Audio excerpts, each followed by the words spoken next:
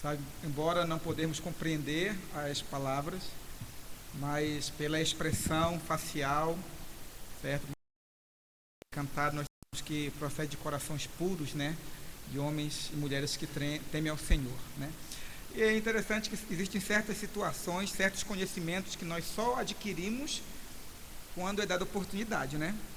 Esse perfil do nosso irmão João Mizukami, para mim, pode ter certeza que quando eu olhei ele andando rápido, pulando aqui, subindo e falando assim com autoridade, estou vendo a pessoa certa. Geralmente caladinho, né, na dele lá e tudo mais. Mas estou feliz, irmãos, pela sua determinação e pela sua palavra de autoridade, de vir à frente, né, com toda a desenvoltura e expressar a sua alegria pelos poderosos feitos de Deus na sua família e na sua vida em particular. Irmãos, quero convidá-los a abrirem as Sagradas Escrituras. É um texto que eu não me canso de lê-lo, de meditar nele, porque suas palavras são palavras maravilhosas, que aquecem o coração, que nos mostram a gratidão que sempre reside no coração daqueles que têm uma experiência profunda com Deus. O Salmo de número 126, irmãos. Salmo de número 126. E eu quero convidá-los a lerem comigo o versículo 3 somente. Lembrando, irmãos, que amanhã todos nós estamos comemorando 154 anos, né? Nós já temos para mais de 100 anos. Há 154 anos atrás, a Igreja Presbiteriana do Brasil chegou através de Ashbel Green Simonton. E nós queremos nesta noite, já que pela manhã falamos sobre a importância dos pais, nós queremos dar um destaque exatamente a esse momento importante na vida de cada um de nós e também, por que não dizer, na história do Brasil, uma vez que a história do Brasil passa diretamente, liga-se com a Igreja Presbiteriana, através de suas instituições religiosas, suas instituições educacionais. Eu creio que é pertinente nós refletirmos sobre isso nesta noite. Salmo 126, versículo 3 somente, irmãos. Leiamos em uma só voz esta porção das Sagradas Escrituras. Leiamos. Com efeito, grandes coisas fez o Senhor por nós, por isso estamos alegres. Oremos. Nosso Pai, nós graças te damos. Senhor, nós estamos felizes na tua presença, porque já cantamos ao teu nome, nós glorificamos o Senhor por aquilo que tu és e por aquilo que tu tens feito no nosso meio. O nosso irmão João Mizukami já também testemunhou dos teus poderosos atos na vida dele, Senhor. O seu filho, amado Pai, e a sua nora também cantaram os teus louvores. O Senhor que é o objeto do mais digno louvor, Pai. E agora, quando nós lemos a tua palavra e acreditamos que ela é tua e não de homens, nós rogamos-te, Pai, que o mesmo Espírito que encantou o coração deste santo homem do Senhor para escrever este salmo e deu para ele palavras e deu para ele conteúdos a respeito da vida espiritual, que este mesmo Espírito venha sobre nós, Pai, fazendo-nos entender a tua palavra e como o Senhor tem abençoado a Igreja Presbiteriana do Brasil durante esses anos e como também ela tem uma mensagem para transmitir ao Brasil e a cada um dos nossos amigos e familiares. Desperta-nos, Senhor, para esse entendimento e move-nos para o centro da tua vontade, para o nosso bem e, acima de tudo, para a tua glória, no nome do Senhor Jesus. Amém. Há 154 anos atrás, irmãos, aproximadamente, amanhã será exatamente o dia, um jovem com coração tomado de grande amor pelas almas, chegou no Brasil, deixando os Estados Unidos. Após um tempo de formação teológica, este homem, ele entendeu que Deus o chamara para anunciar o Evangelho às outras nações. Pela misericórdia de Deus, por amor a cada um de nós, aquele homem entendeu que o Senhor o estava chamando para pastorear e iniciar um trabalho missionário exatamente no Brasil. Sem conhecer você, sem saber o seu nome, não conhecendo a sua família, muito menos entendendo que algum dia você existiria e que você seria alvo ou fruto do seu trabalho, Ashbel Green Simonton deixou tudo nos Estados Unidos e veio, juntamente com a sua família, para anunciar o Evangelho da salvação. De lá para cá, 154 anos. A malária, febre amarela, os primeiros pastores sendo formados no Rio de Janeiro, em pequenas salas, pequenas turmas, 3 alunos, 2 alunos, 5 alunos. Estes homens que andaram a cavalo, jumento, burro, a pé, pelos sertões, aqui mesmo também, na região do Goiás, estes homens entregaram a vida. Em um tempo em que na palavra daquela época, em que ser protestante era uma situação muito complicada, difícil, porque até para estes homens que professavam a fé cristã, de cunho protestante e calvinista, não era lhes dado o direito de ter o seu corpo sepultado em um cemitério público. Eles tinham então que comprar terras, locais específicos para também serem enterrados e assim terem um enterro cristão e digno. De lá para cá muitas coisas ocorreram. A igreja presbiteriana, começando com poucas pessoas, se tornou em centenas, e agora nós somos milhares de pessoas espalhadas por todo o Brasil. Gente de toda classe social, gente de toda expressão cultural, gente de todas as expressões até ideológicas, filosóficas, políticas e econômicas. Mas pessoas que foram alcançadas pelo mesmo Evangelho, que compreenderam a mesma verdade.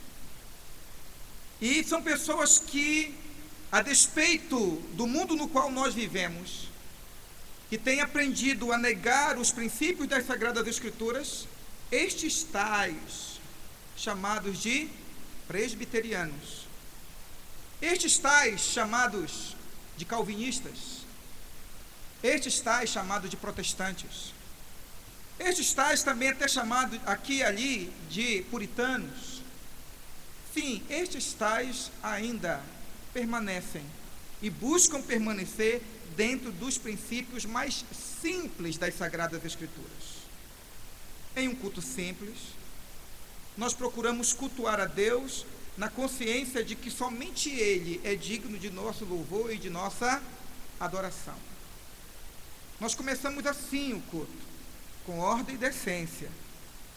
O liturgista bem trajado, comprometido com Deus, prepara-se, lê as Escrituras, convida a igreja a orar. A equipe de louvor, o ministério de louvor, conduz o louvor ao Senhor com músicas escolhidas a dedo. Há uma preocupação no conteúdo, há uma preocupação na espiritualidade, tendo em mente que tudo aquilo que foi feito anteriormente tem um só objetivo: preparar mentes e corações para ouvirem as Sagradas Escrituras. É assim que é o povo presbiteriano. Um povo simples, mas, ao mesmo tempo, um povo que procura cada vez mais conhecer as Sagradas Escrituras, sabendo que nela existe um tesouro profundo a respeito das verdades divinas, e que não há um pregador, que não há uma mente, que não há um ser humano que possa esgotar todo o sentido das Sagradas Escrituras. E é por isso que nós nos gastamos lendo e relendo mais um pouco, e ouvindo um sermão, e mais outro sermão, e mais um estudo bíblico, e nós nos envolvemos com a escola bíblica dominical, e nós estamos prontos para ouvir mais uma explicação, mais uma pregação, porque nós entendemos que as profundezas de Deus, do conhecimento de Deus, sempre estará à disposição daqueles que examinam as Escrituras com temor e tremor. esta igreja chamada presbiteriana, ela possui muitos princípios doutrinários e muitos princípios teológicos. Nesta noite eu escolhi apenas 6 para expor para vocês, bem rapidamente. O primeiro princípio, irmãos, que eu gostaria de lembrar, trazer à memória de vocês, para que a nossa fé seja muito bem alicerçada, para que daqui para frente haja o tempo que outras gerações digam: nós estamos aqui há 308 anos. E talvez outra construção, talvez aí uma sala grande com as fotos de todos os reverendos e presbíteros que passaram por aqui, e talvez você esteja até lá em alguma mídia, né, dos cultos que são feitos hoje e que daqui a 100 anos e 200 anos vão dizer: olha como era a igreja presbiteriana do setor universitário. Mas para que isto ocorra, é preciso que a presente geração esteja muito bem solidificada e firmada nos princípios das Sagradas Escrituras. Existem pessoas que estão nos conhecendo, existem pessoas que já nos conhecem há algum tempo, existem pessoas que hoje veio a primeira vez, de repente, aqui na igreja presbiteriana do setor universitário, e talvez você pergunte: em que crê esta igreja? Quais são os princípios teológicos ou doutrinários mais básicos que esta igreja acredita? Então, nesta noite eu gostaria de falar pelo menos 6. Primeiro princípio: nós acreditamos, irmãos, na Bíblia como Escritura. Quando nós afirmamos que a Bíblia é a Escritura, nós estamos dizendo, irmãos, que a Bíblia ela não se torna e nem que a Bíblia contém a palavra de Deus. Nós estamos dizendo que a Bíblia ela é a palavra de Deus. E que quando Paulo, quando Pedro, João, quando Lucas, quando Davi, quando Asaf, eles tomaram de suas penas e foram escrever aquilo que hoje nós lemos, embora existisse na mente deles muitas intencionalidades e um cabedal de conhecimento enorme e uma gama ainda maior de vocabulários que eles poderiam utilizar para escrever as Escrituras, nós acreditamos que nesse momento o humano Paulo, o ser humano Davi, foi dirigido pelo Espírito Santo, de tal sorte que eles escolheram as palavras certas, as estruturas verbais adequadas, para que o conhecimento de Deus viesse a mim e viesse a você, para que nós não ficássemos tateando no escuro, como que dizendo: o que Deus quer de mim? Esse Deus maravilhoso que ama o ser humano e que criou o ser humano à sua imagem e semelhança, esse mesmo Deus proveu para a sua criatura um manual de instrução. Um livro, não um livro comum, mas um livro autoritativo. E nele está, irmãos e amigos, a perfeita revelação de Deus. Se no teu coração existe uma chama que arde, e existe um desejo profundo por querer conhecer a vontade de Deus, o que esta igreja diz é: leia as Escrituras, leia a Bíblia. Tu queres conhecer a Deus? Leia a Bíblia.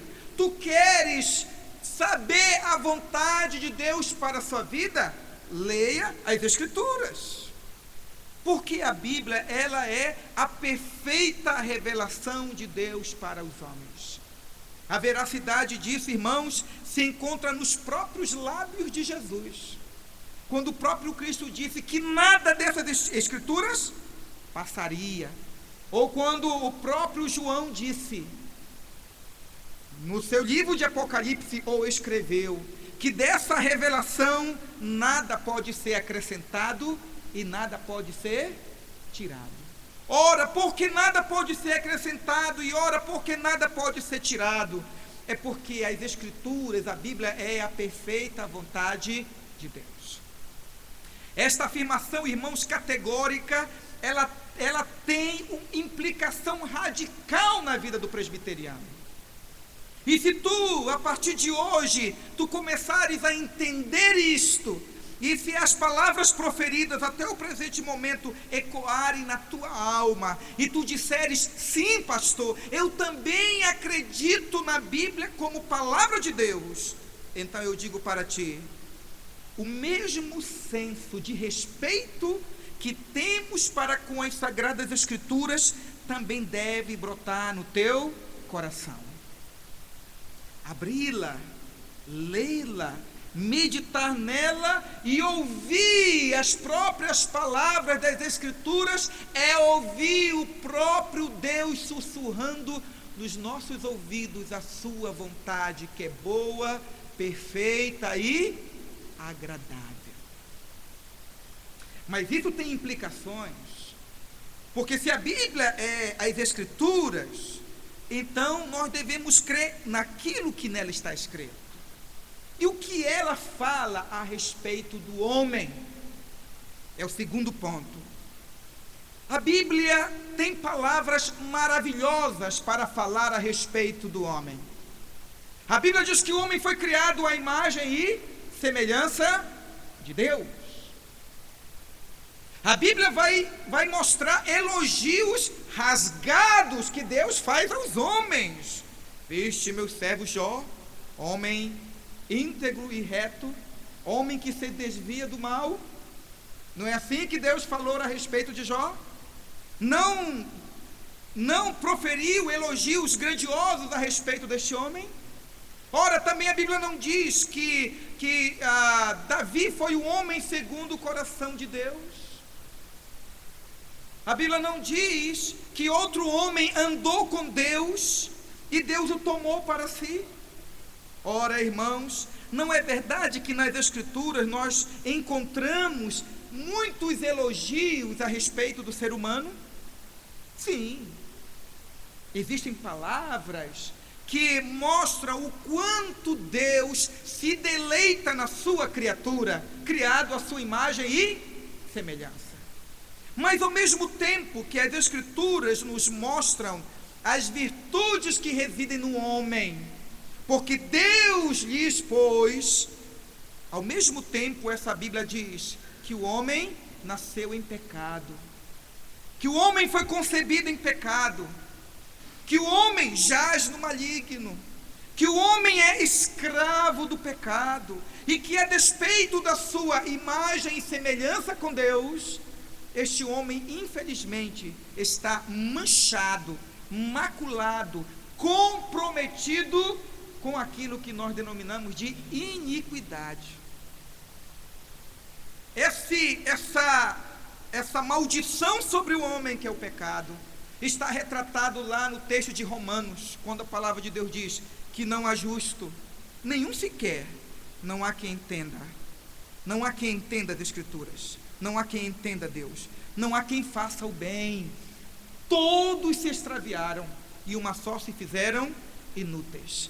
O próprio Paulo vai dizer que os homens pecaram e separados estão da glória de Deus.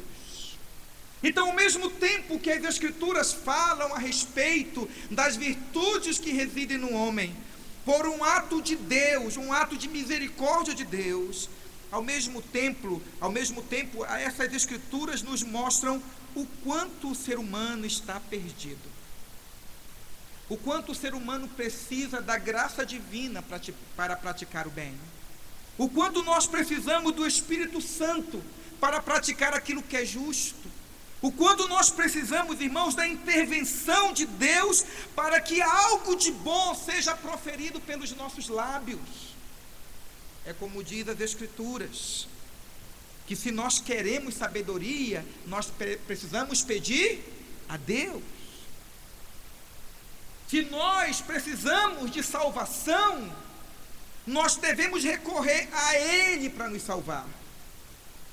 Se nós precisamos de arrependimento, diz as Escrituras que esse arrependimento procede de Deus. E então certa pessoa, diante de Cristo, disse: então quem pode ser salvo? Diante da realidade do pecado, quem pode ser salvo? Então Jesus disse: isto para os homens é impossível, mas para Deus tudo é possível.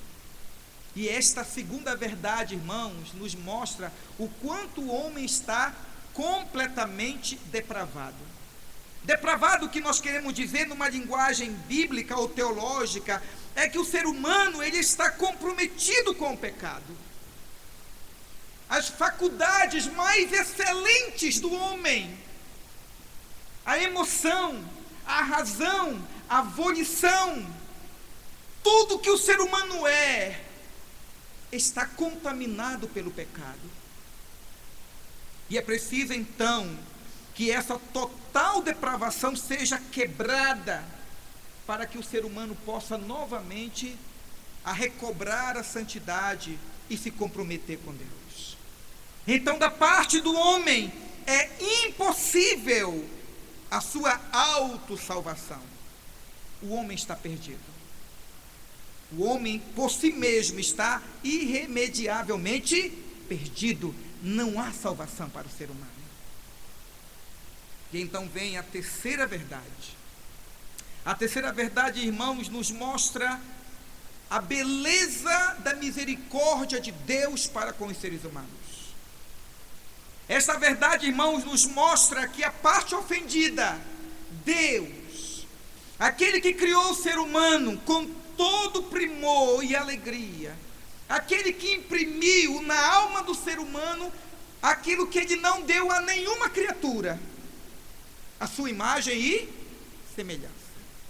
Este Deus que deu a nós a capacidade de pensar, de sentir, de contemplar o belo, de nos apaixonarmos, de amarmos, de contemplarmos as coisas belas da vida e atribuirmos significado à nossa existência. Sim, este Deus que nos criou desta forma, viu Adão e Eva virando as costas para o seu plano. Viu Adão e Eva dizendo não ao seu poder, não à sua soberania, não à sua vontade.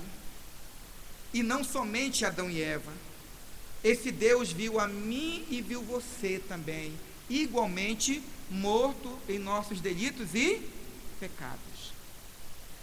Esse Deus nos viu em rebelião.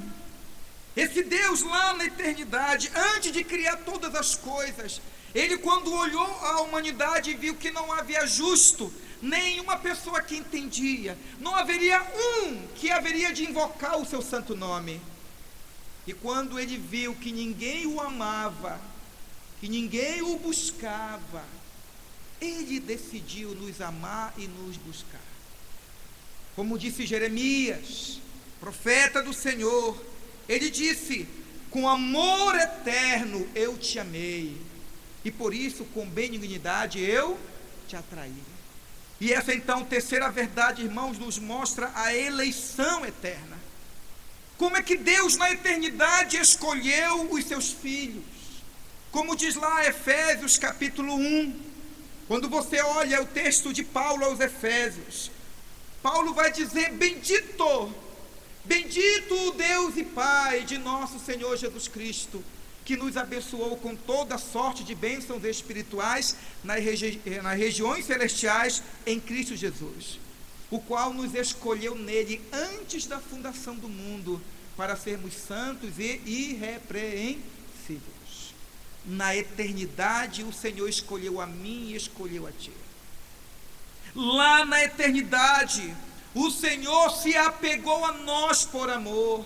E isso é tão verdade que o próprio João, na sua epístola, vai dizer: nós amamos, porque Ele nos amou primeiro. A origem de todos os sentimentos santos que temos, a origem, irmãos, de todo o fervor que temos para com Deus, o respeito que temos para com Deus, irmãos, reside no fato de que Ele nos amou primeiro. É como diz o apóstolo Paulo lá em texto de Romanos capítulo 8. Lá está escrito que Ele, em Cristo, nos amou. E os que de antemão conheceu, também os predestinou para serem conformes à imagem do seu Filho, a fim de que ele seja o primogênito entre muitos irmãos. Esta doutrina, irmãos, aquece o coração do presbiteriano, porque nós acreditamos que se Deus não tivesse nos escolhido, se Deus não nos tivesse separado deste mundo, nós nunca teríamos chegado a essa fé que hoje reside no nosso coração e na nossa alma. Então, essa eleição incondicional, essa eleição ou predestinação por misericórdia, é a origem de tudo aquilo que nós encontramos aqui, irmãos. Por que tu estás assentado aqui? Por que tu te deleitaste com os louvores? Porque tu tens um senso de profundo respeito para com as Sagradas Escrituras. Porque em tempos em que tu és alcançado por uma bênção, por uma misericórdia divina, tu não te restringes em ti mesmo para agradecer, mas tu abres os teus lábios, como o irmão João Mizucâmio fez, em gratidão a Deus. Aonde está a origem dessa gratidão? Está em Deus, irmãos. Quando lá na eternidade, a despeito dos nossos pecados, Ele decidiu nos escolher. A quarta verdade, irmãos, que nesta noite eu gostaria de expor, é que esse Deus que nos escolheu, enviou um Salvador. O mais glorioso Salvador, o único Salvador. A necessidade do homem é de salvação. O homem mais culto é pecador. O homem cheio de virtudes morais ainda é pecador. O homem de família trabalhador é pecador. O homem da religião também é pecador. Seja Deus verdadeiro e todo homem mentiroso. Quando nós não pecamos por atos, pecamos por pensamentos. E quando evitamos os atos e os pensamentos, vêm os sentimentos. E quando nós escapamos dos sentimentos, vem a omissão. E as intenções da alma. De tal sorte que por nós mesmos nós não podemos gerar a nossa salvação, e por nós mesmos nós não podemos ter comunhão com Deus, porque os nossos pecados nos separam de Deus. Então Deus, em uma eleição misericordiosa e eterna, planejou a nossa salvação, planejou a tua salvação. E nesta salvação, neste plano, Deus reservou para você os tesouros, ou o tesouro mais precioso da eternidade. Ele reservou o seu Filho. Ele enviou Jesus, Deus de Deus, o puro, o santo, o imaculado, o perfeito, o justíssimo, para vir a este mundo, para morrer por ti, sofrer na cruz pelos teus pecados. Ele que era e é a verdade, ele morreu pela tua mentira. Ele que é puro de olhos e que não pode contemplar a maldade, ele morreu pela tua impureza. Ele que é dadivoso, generoso, misericordioso e pronto para estender a sua mão providente e te encher de bens, pois bem, ele morreu pelo teu egoísmo.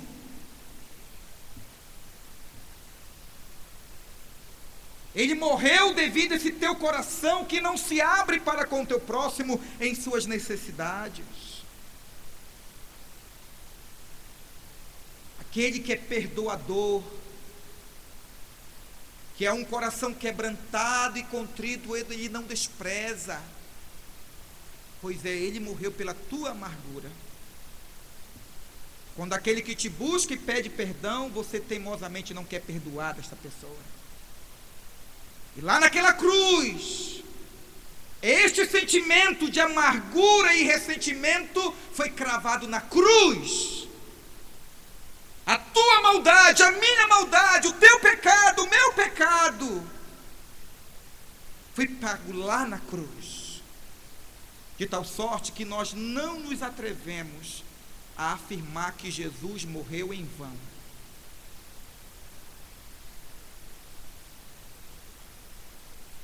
E como Jó diz, nenhum dos teus planos pode ser frustrado. Se é verdade isto, e seja Deus verdadeiro e todo homem mentiroso, então Jesus não morreu em vão. E o plano que ele tensionava, o resultado que ele tensionava como fruto da cruz do Calvário, ele alcançou e tem alcançado e alcançará.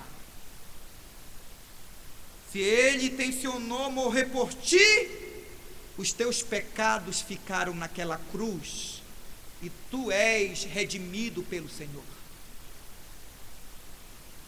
Se é verdade de que quem ama assume o seu ser amado, e se é verdade que todo amor tem um objeto de amor, então é impossível nós afirmarmos que quando Cristo morreu lá na cruz, na sua mente não havia nenhum nome, nenhuma pessoa. Se ele amava pessoas.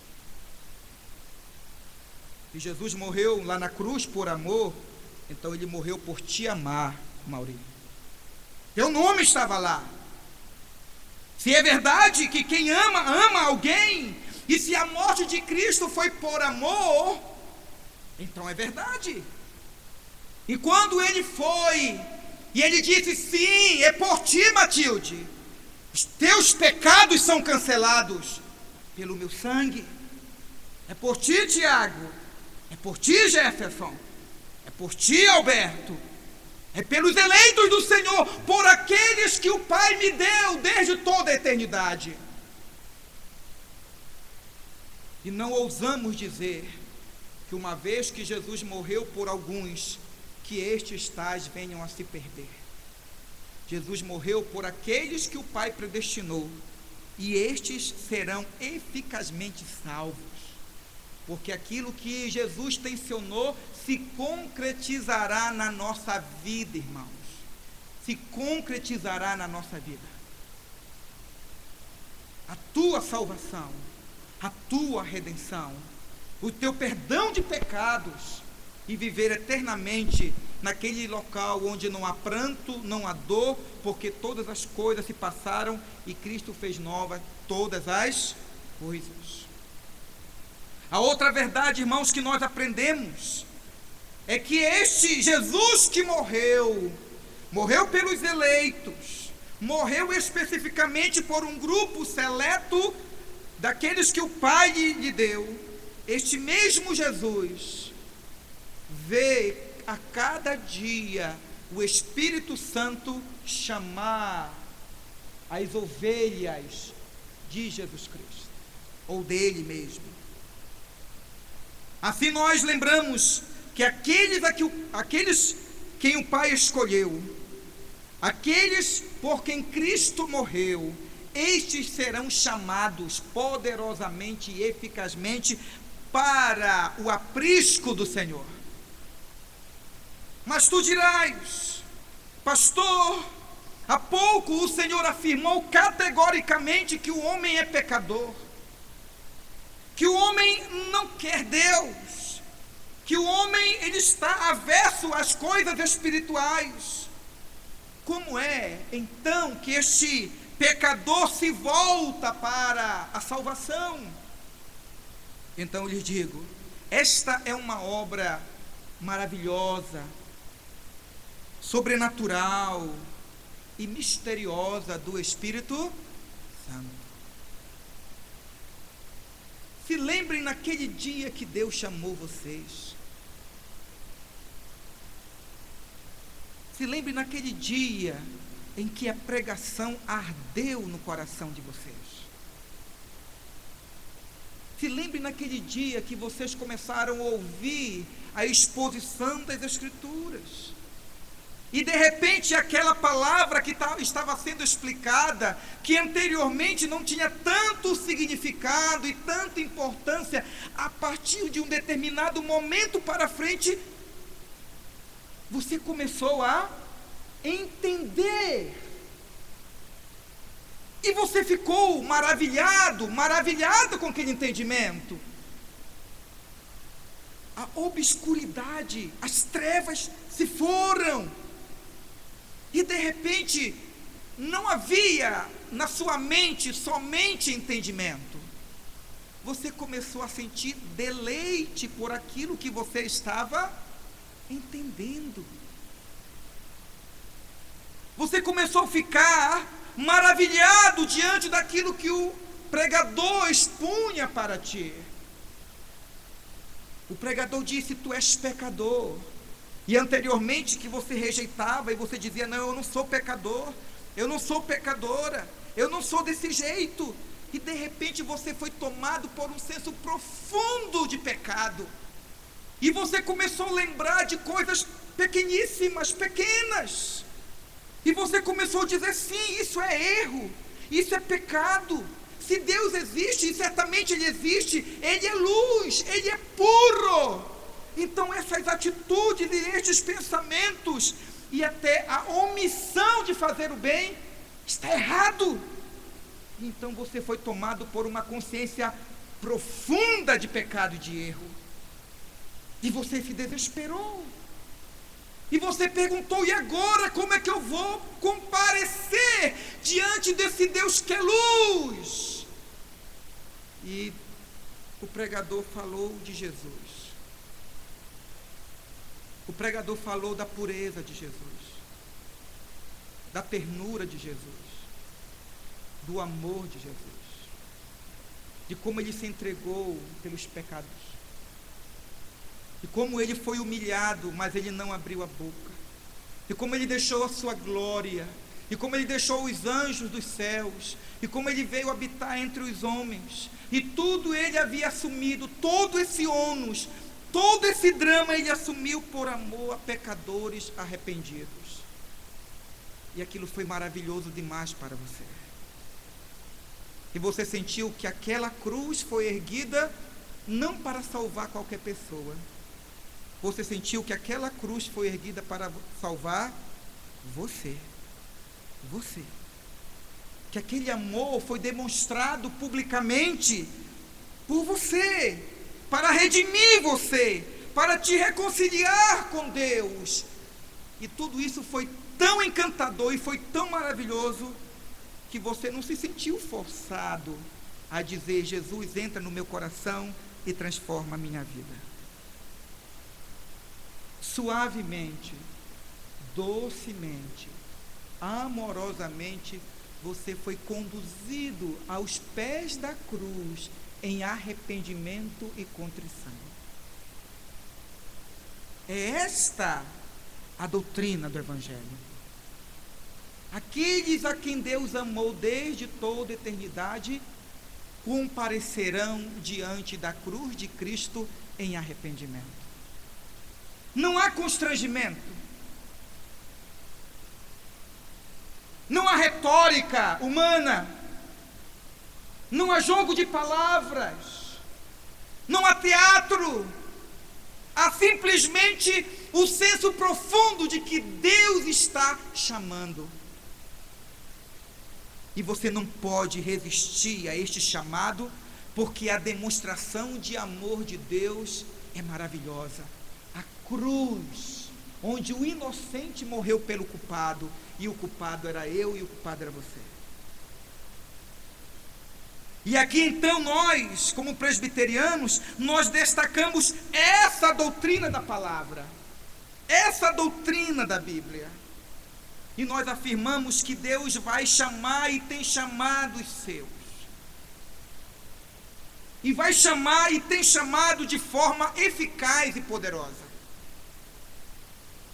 No tempo determinado, o mais vil pecador, o mais duro coração se volta favoravelmente para o Salvador. O mais impuro dos homens se torna o mais santo. O de mais dura cerviz se torna um homem brando, calmo, sereno e desejoso de uma profunda comunhão com Deus e com aqueles que professam a mesma fé. Não foi assim que ocorreu, irmãos, com Paulo, que aspirava a ameaças e morte quando caminhava, e não foi em um momento que ele não planejou, que ele não se preparou, que ele não se organizou para se converter. Simplesmente ele caminhou rumo a Damasco e na estrada Jesus disse: eu sou Jesus a quem tu persegues. E a vida daquele homem foi transformada radicalmente. E de perseguidor passou a ser perseguido. E ele começou a amar esse Jesus maravilhoso e começou a amar a igreja, ao ponto de entregar a sua vida.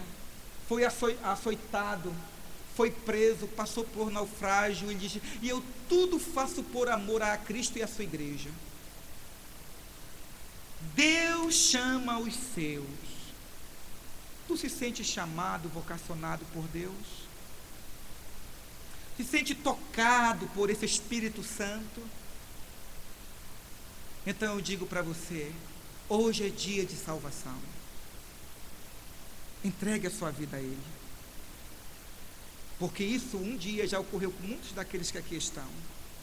Porque sentiram que o chamado era divino e não humano. E por fim, irmãos, a última doutrina que nós afirmamos que está nas Escrituras é aqueles a quem Deus chama, aqueles a quem Deus atrai poderosamente, esses irão gozar eternamente as delícias do céu. Eu leio, irmão, as Escrituras, eu leio o livro de Apocalipse. Quanto deleite eu sinto em ler este bendito livro. Quando o céu é descortinado diante dos nossos olhos, lá não há dor, lá não há morte, lá não há enfermidade, porque as primeiras coisas se passaram e tudo se fez novo. Eis o tabernáculo de Deus com os homens. Deus estará com eles, e eles serão povo de Deus, e estarão com o Senhor para todo sempre.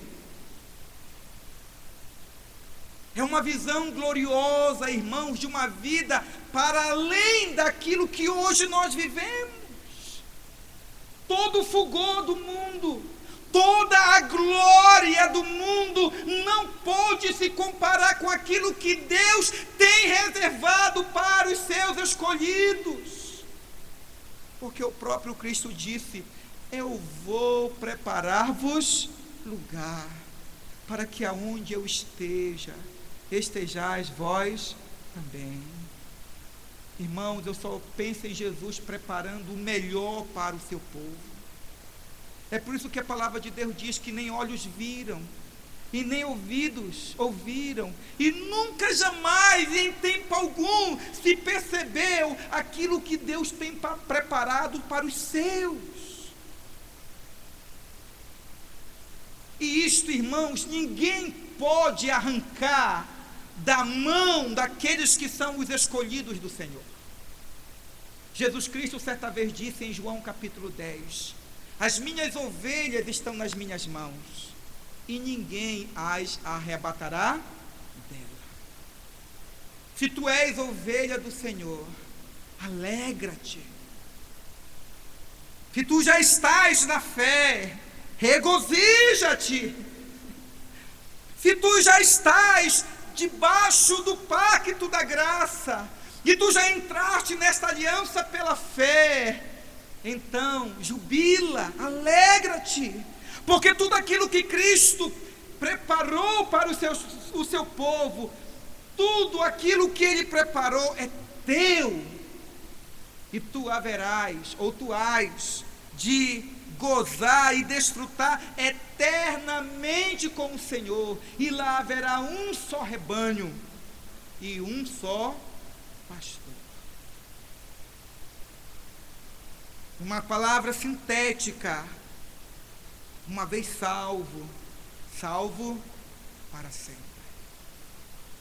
Nós já desfrutamos, nós já nos alegramos, nós já vivemos a ética do reino dos céus, a vida comunitária dos céus, o culto dos céus já aqui na terra.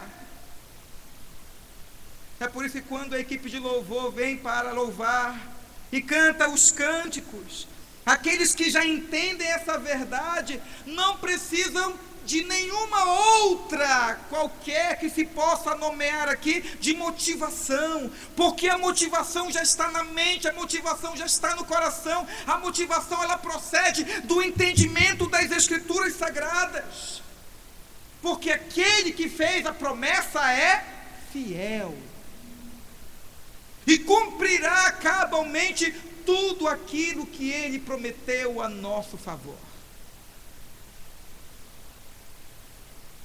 Daqui, irmãos, a 154 anos, nós estaremos reunidos novamente, irmãos, para cultuar o nome do Senhor. Lógico, não aqui. Mas eu fico pensando, irmãos, eu vejo o nosso irmão Eli rindo aí, né? Aqui a gente conversa sobre isso, né, Eli? Certo?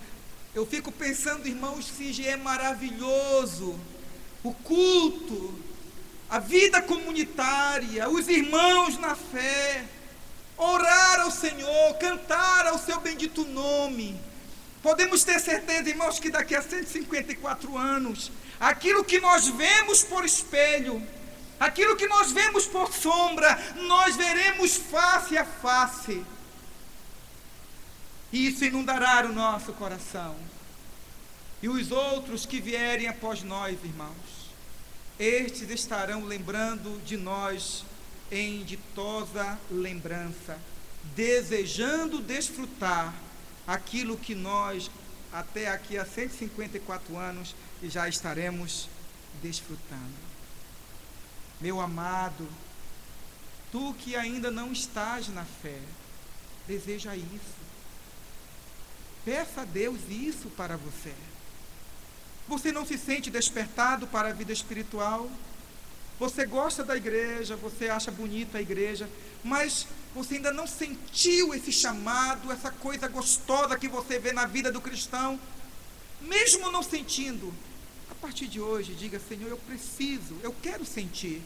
Se tu tens isto para mim, Senhor, move a minha alma, move a minha vontade, move os meus sentimentos, para que eu deseje exatamente aquilo que o próprio Cristo prometeu: o perdão de pecados e a vida eterna em Cristo Jesus.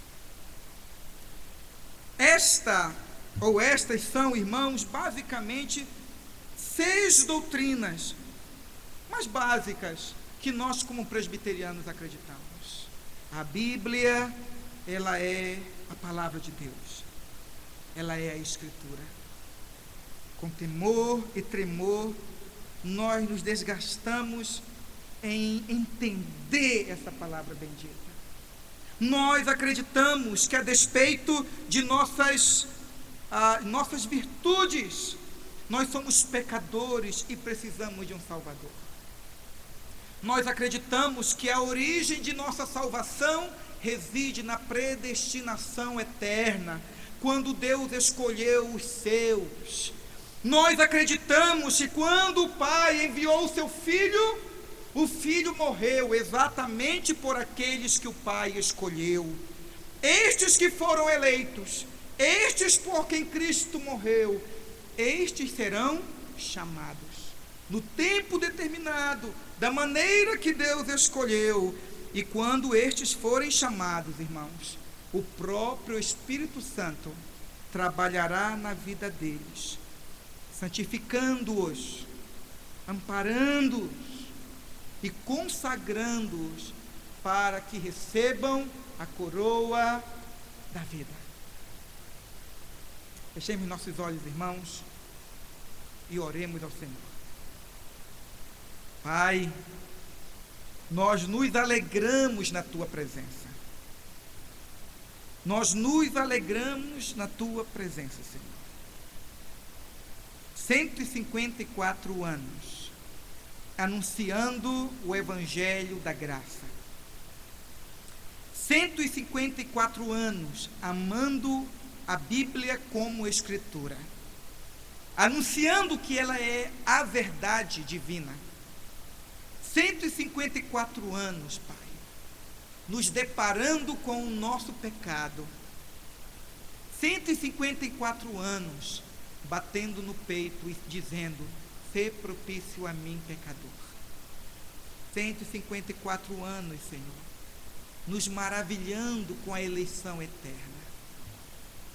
Nos deleitando, Senhor, com a doutrina que o Senhor primeiramente nos amou, que o Senhor teve misericórdia de nós lá na eternidade e por isso planejou a nossa salvação. 154 anos, Senhor, participando da Santa Ceia e acreditando que aquele sangue precioso e aquele corpo pendurado no madeiro foi por amor aos seus escolhidos. 154 anos nos encontrando com Cristo na cruz, comunitariamente e solitariamente, mas 154 anos dizendo: Ele morreu por mim, Ele morreu pelos meus pecados, Ele morreu para me salvar por misericórdia e graça. Sim, Pai, 154 anos nos sentindo chamados por Ti, entendendo que naquele dia da nossa conversão, que foi o Teu Espírito Santo que tocou no nosso coração, que foi Ele que nos convenceu, e que tem sido Ele até o presente momento que tem nos preservado da queda, que tem conservado a nossa fé, que tem nos dado humildade para reconhecer as nossas culpas, reconhecendo que o Teu Espírito Santo que tem iluminado os nossos olhos para percebermos os nossos erros e tem nos dado humildade para buscarmos uma novidade de vida. Reconhecendo, Pai, que Cristo foi preparar lugar e que todas as belezas deste mundo não podem se comparar com a vida eterna. Portanto, 154 anos acreditando que uma vez salvo, salvo para sempre. E nos deleitando com isso, Senhor. Nos alegrando com isso. Sentindo, amado Deus, segurança. Não oscilando, como que dizendo: será que Deus me ama? Mas afirmando categoricamente: a despeito dos meus pecados e minhas fraquezas, Ele me ama perfeitamente e me levará a salvo para o seu reino celestial. Senhor, que mais 154 anos venham e que nós, Senhor, a nossa geração, construa a história ou parte dessa história dos 154 anos daqui para frente. Nós colocamos no Teu altar, Senhor, o nosso coração e a nossa mente, e reafirmamos na Tua presença que nós acreditamos nessas 6 verdades básicas do Teu Evangelho.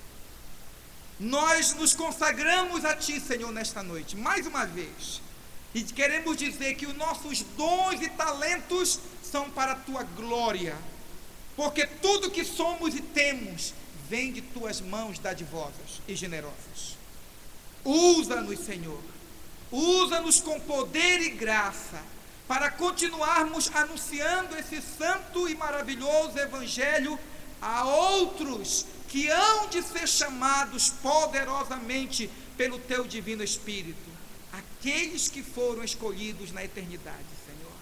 E enquanto isso, ensina-nos a vivermos comunitariamente, como irmãos na fé, no amor e na fraternidade, que são próprios daqueles que invocam teu nome.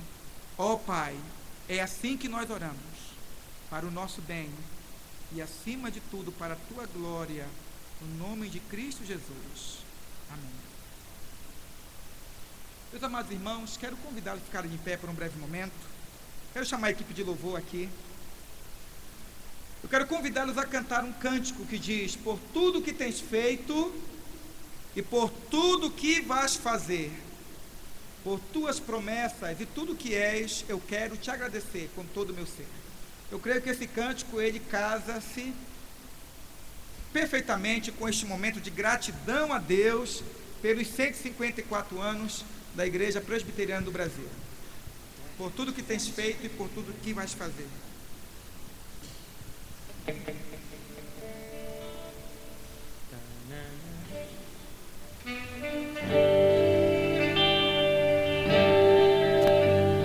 Façamos, irmãos, desta música, desse cântico, a nossa oração de gratidão a Deus.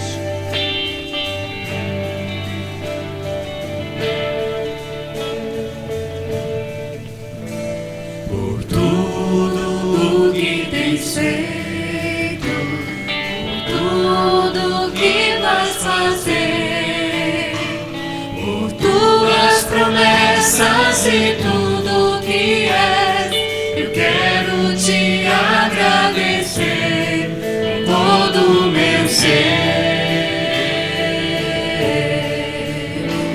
Por tudo o que tens feito,